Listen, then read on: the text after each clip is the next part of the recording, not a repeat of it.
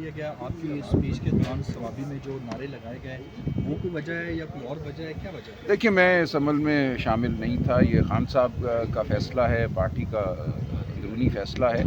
मैं इस बारे में कोई बात नहीं करना चाहता, क्योंकि ये तमाम अमल जो है, मैं समझता हूँ पार्टी में नज़्म, पार्टी में हम समझते हैं एक जो माहौल होना चाहिए ताज़ीम का, उस हवाले से खान साहब ने किया है।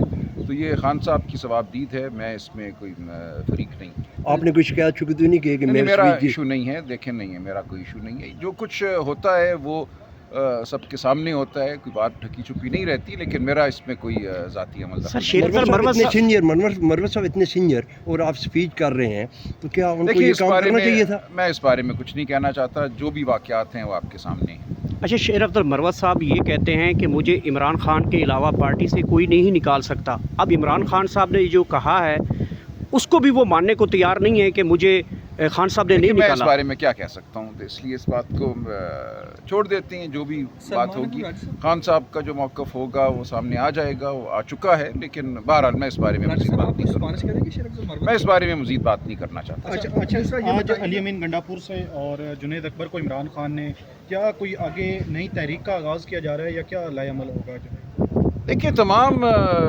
ऑप्शंस हमारे सामने हैं। कोई ऐसी बात नहीं है जिसको हमने रद्द किया हो। हम तकाज़ा कर रहे हैं कि इस मुल्क में आइन कानून को बहाल किया जाए, इस मुल्क में जमहूरियत को बहाल किया जाए, इस मुल्क में अदलिया को आज़ाद किया जाए। तो इसके लिए जो कुछ भी हमें करना होगा हम करेंगे। ज़ाहिर है, तहरीक जो है वो एक सियासी लाएअमल का हिस्सा हुआ करती है।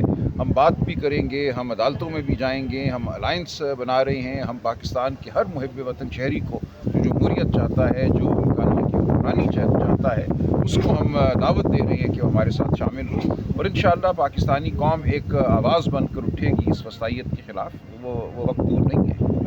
वर्करों की हिमायत के साथ 26वीं आईनी तरमीम मंजूर हुई और अपोजिशन और आपकी जमात 26वीं आईनी तरमीम के खिलाफ है, तो उनके साथ किस चीज़ का इत्तेहाद बनाया जाएगा? देखिए, क्योंकि वो खुद 26वीं तरमीम 26वीं आईनी तरमीम हम समझते हैं कि एक साल